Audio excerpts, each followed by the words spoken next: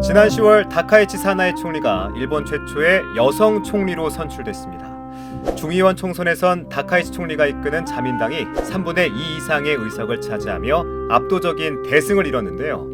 다카이치 총리 이변 없이 105대 총리로 재지명되면서 제2차 다카이치 내각이 출범했습니다. 다카이치 총리 압승이 의미하는 바는 뭔지, 또 다카이치 내각 이후 일본은 어떤 방향으로 바뀔지, 매번 달라지는 세계 판을 읽는 시간, 조경근의 신세계, 조경근 교수와 함께합니다. 교수님 어서 오세요. 네, 안녕하세요. 네, 반갑습니다. 네, 반갑습니다. 자, 교수님 먼저 중의원 총선 결과부터 살펴보죠. 네. 이 다카이치 총리가 이끄는 자민당의 압승이었습니다. 압승이죠. 네. 일본에서 한 정당이 3분의 2 이상의 의석을 확보한 건 처음이라고 하는데요. 네. 그런데 지난해 7월 참의원 선거만 해도 의석 과반도 얻지 못했었거든요. 불과 반년 남짓 만에 전례 없는 대승을 이룬 건데 젊은 층의 지지가 유독 높았다고 해요. 어떻게 이런 일이 가능했을까요, 교수님? 네, 우선 통계를 한번 보는 게 좋을 것 같아요. 네. 방금 우리 구간학께서 젊은 층의 지지가 높았다라고 이렇게 얘기하는데 그게 이제 통계로 한번 말씀을 드리는 게 필요할 것 같아서요. 이번에 그 자민당이 중요한 선거에서 압승한 거에 대해서 일본 국민들이 55%가 잘 됐다 이렇게 이야기를 했어요. 그런데 이제 연령별로 보니까 18살에서 39살까지의 젊은 층이 잘 됐다라고 한 게 63%예요. 그래요? 그러니까 아까 평균이 55인데 63%. 훨씬 높네요. 네네. 그러면은 이제 다른 연령층을 보면은 40세에서 59세까지가 58%, 그리고 60세 이상이 48%예요. 그러면 가장 높은 지지가 이 18에서 39살에서 나왔다는 거 아니에요. 63%에 잘했다라고 하는 게 이게 굉장히 놀라운 그런 그 통계라고 할 수가 있고요. 네. 특히 이제 다카이치 총리가 취임한 이후에 젊은 층이 이번 중의원 말고 전체적인 지지가 77%입니다. 압도적이죠. 그러네요. 압도적이죠. 77%의 지지라고 하는 거는요. 제가 정치하고 나서 잘 못 본 것 같아요. 그 수치입니까? 전 세계적으로 어떤 지도자에도 불구하고. 예. 근데 이제 거기에는 이유가 있죠. 이제 항상 저는 그 우리 에이펙에 왔을 때도 다카이치 총리를 보면서 인상이 참 좋다. 네. 웃고 있는 모습을 네, 좀 봤던 항상 것 같아요. 웃고 있는 모습에 옛날에 일본 정치인들에게 볼 수 있던 그런 어떤 좀 그런 모습과는 전혀 다른 분명히 내실이 있겠죠. 그러니까 총리가 되었겠지 않습니까? 네. 그럼에도 불구하고 뭔가 부드럽고 겸손해 보이고 좋아 보이는 그런 모습을 보면서 어떤 정치인인가 개인적으로도 궁금했거든요. 네. 그런데 알고 보니까 이제 젊은 층이 좋아하는 이유가 있더라고요. 그게 뭐냐면 역대 보면은 일본의 정치인은 역사적으로 전통적으로 일본의 정치적으로 유력한 가문에서 나옵니다. 총리가. 그런데 이분은 자수성가한 그런 총리예요. 그래요? 네, 무슨 가문이 있는 게 아니고요. 예. 그다음에 이제 이분이 또 다른 하나의 특징은 일본 분들의 특징 중에 하나가 간접 화법이에요. 간접 화법. 네네. 항상 이렇게 자기가 뭔가 이렇게 강하게 말하고 싶어도 돌려서 부드럽게 말하는 그런 어떤 면에서는 굉장히 좋은 습관을 가진 분들인데 네. 다카이치 총리는 직설적으로 말하는 강한 일본 같은 그런 강한 직설적인 화법을 쓴다고 합니다. 네. 아마 그런 것들이 젊은 층의 어떤 그 인기를 견인하는 시원한 믿음이 가는 돌려서 말하지 않는 그런 게 아닌가 하는 생각이 들었습니다. 네, 그렇군요. 자, 무튼 지난 18일 밤입니다. 제2차 다카이치 내각이 출범을 했습니다. 곧장 평화헌법 개정, 3대 안보문서 개정에 대한 의욕을 보였는데 다카이치 총리가 바라는 일본의 변화, 한마디로 어떻게 좀 표현할 수 있을까요? 네, 한편으로는 좀 이런 표현이 좀 하지만 무섭죠. 무섭다? 네. 어떤 점에서요? 그렇게 부드러운 그 모습 뒤에 외적인 뭔가 모습 뒤에? 강한 의지를 가지고 뭔가를 만들려고 하는 그렇게 보면은 우리가 잘 지내면서도 서로 잘못된 방향으로 외교가 관계가 가지 않도록 애를 쓸 필요가 있겠다는 생각이 드는데 네. 우리가 왜 그 2차 대전이 끝난 이후에 일본이 전쟁을 시작한 국가이기 때문에 일종의 벌, 뭐 그렇게 징계로서 표현들 하죠. 그로서 네. 이제 최소한의 군대만 가능하도록 미국이 만들었습니다. 네. 그게 소위 말하는 평화 헌법이고요. 그래서 일본의 군대는 이름이 자위대입니다. 맞아요.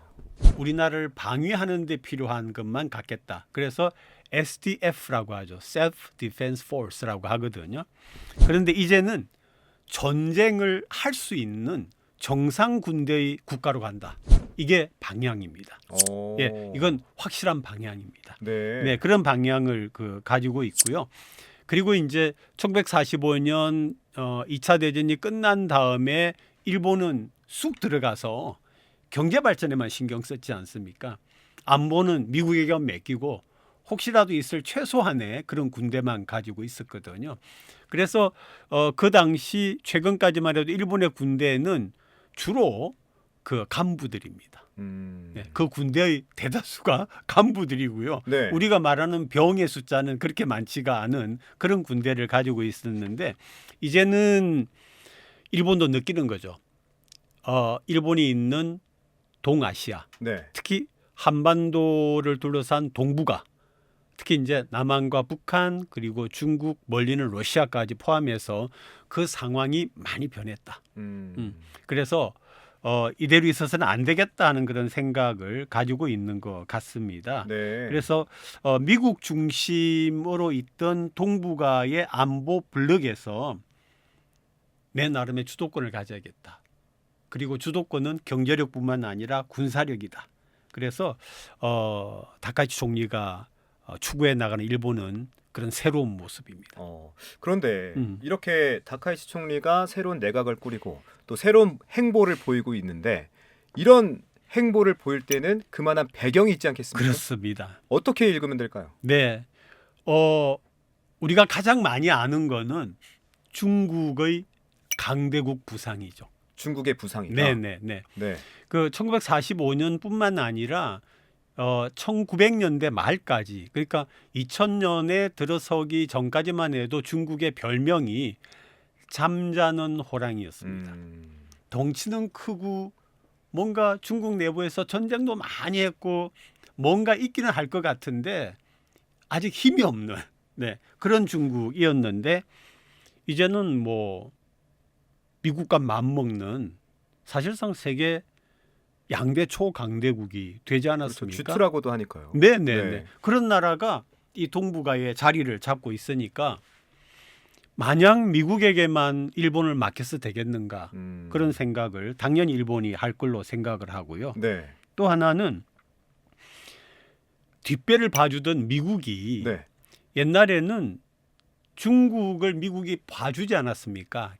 개방하도록. 예. 그때는 러시아를 막기 위해서 중국을 키운 그런 중국인데 이제는 미국에 맞먹는 어떤 점에서는 아시아 지역에서는 미국 니보다 내가 나아. 내가 이 아시아 국가인데라고 하는 중국이 되어 있는 거죠. 그런 점이 일본이 중국이 상대적으로 부상하는데 미국은 2차 대전 끝난 직후보다 뭔가 약해지는. 상대적으로 여전히 약해졌군요. 예, 상대적으로 여전히 세계 최고의 군사 강대국입니다. 그렇죠. 여전히 경제적으로도 최강국입니다. 그러나 중국의 부상, 중국이 또 외교적으로 확장 정책을 쓰고 그리고 이제 동아시아에서 중국의 영향력을 넓히기 위해서 굉장히 적극적으로 공세적으로 하지 않습니까? 그러다 그런 한편 미국의 힘은 상대적으로 뭔가 약해지니까 이게 Self Defense Force 자위를 위한 군대만 갖고 있고 미국의 뒷배만 생각했다가는 문제가 있겠다 그런 생각이 들었고요. 네. 마지막 하나는 네. 저도 이제 최근에 우리 방송을 위해서 통계를 찾아본 건 솔직히 처음입니다. 네. 이제 뭔가 제 같은 경우에 이제 한참 잘하고 대학서 공부할 때는 우리가 따라가고 싶은 나라가 일본이었죠. 네. 특히 경제적으로. 2차 대전 이후에 일본은 경제 최강국, 세계 2위의 경제 대국으로 성장을 했거든요. 그런데 제가 통계를 찾아보니까 한국에 대한 국제적인 경제 어떤 실력의 평가가 이런 게 있습니다. 경제 핵심 수치를 평가하는 OECD 국가에 대한 평가가 있습니다. 네. 거기에서 재작년에, 그러니까 정확하게는 2023년입니다. 국가 순위가 나왔는데 한국이 21등, 네. 일본이 24등입니다. 오, 한국이 앞서군요. 네, 그것도 3등이나 3칸이나 앞서 있어요. 네. 그리고 또 하나, 예, 이런 부분에서 보고 또 하나 이제 놀라운 게, 저는 1인당 국민 소득이 여전히 비슷하거나 그래도 일본이 조금 더 높지 않나 생각했는데 아니더라고요. 그러면요. 이미 한 2, 3년 전부터 한국의 1인당 국민 소득이 높습니다. 일본보다. 일본보다. 어. 어느 정도냐 하면은 2023년에 한국은 36,239달러인데 일본은 33,785달러로 약 2,500달러. 높군요. 1인당. 예, 한국이 일본보다 높습니다. 그러니까 이런 배경에서 아까 말씀드린 그런 세 가지의 큰 배경에서 누구라도 일본을 그대로 두면 안 되겠다는 생각을 하는 거죠. 그렇군요. 네네. 자, 이번에는 다카이지 총리에 대한 얘기도 좀 나눠보고 싶어요. 우익 보수 강경파로 평가받고 있는 다카이치 총리인데 과거부터 핵 추진 잠수함 도입에 긍정적인 입장을 보여왔거든요. 네. 뭐 아직 일본 정부가 핵잠 도입을 공식적인 정부 추진 과제로 뭐 설정한 건 아닌데 기존과는 뭐 기조가 다르지 않을까 싶습니다. 게다가 미국과 러시아 핵 군축 조약인 뉴스타트가 만료되면서 동아시아에도 핵 무장론이 꿈틀대고 있거든요. 일본의 상황은 어떤지, 또 다카이치 총리는 어떤 방향을 제시할지 한번 좀 예상해 보면 좋겠습니다, 교수님. 네. 우리 방송이 이제 좀 들으시는 청취자분들, 시청자분들에게 네. 이렇게 용어를 좀 이렇게 재밌게 전달해 드리려고 또 그럼 매우 애쓰는 좋죠. 부분이 있지 않습니까? 그럼요. 네. 근데 이제 핵무기를 딱 가진 나라를, 저는 이제 핵무기를 전공을 했고 그다음에 핵무기에 대한 책을 냈는데 네. 대문자 N에다가 소문자 TH를 붙여서 NTH 국가라고 합니다. 핵을 가진. 그러니까 예를 들면 북한은 N 소문자 TH를 붙인 국가입니다. N이 뭐 뉴클리어. 네, 아마. 네네. 핵. 그래서 핵 국가인데 일본은 우리가 N하고 네. H를 빼고 T를 붙여서 NT 국가라고 합니다. 그래요. 그러니까 핵 문턱 국가라는 거죠. 아, 문턱. 네. H가 붙어야 완전 핵 붙으면 되는데 보유고. 그거는 무슨 뜻이냐면은 H만 갖다 붙이면 된답니다. 네. 이미 완성이 되어 있고 H만 갖다 붙이면 핵국이 된다라고 하는 건데 어느 정도냐면은요. 예.